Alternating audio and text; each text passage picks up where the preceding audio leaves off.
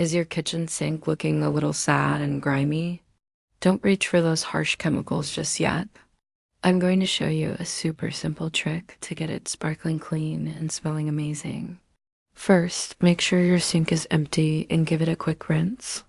Now, grab some baking soda and sprinkle it generously all over the basin. Think of it like dusting a cake with powdered sugar. Next, take a damp sponge and gently scrub in circular motions. You'll see the grime lift away effortlessly. Once you've scrubbed the entire sink, rinse it thoroughly with warm water. Here's a pro tip. Wipe it completely dry with a microfiber cloth. This is the secret to preventing those annoying water spots and getting a truly brilliant shine.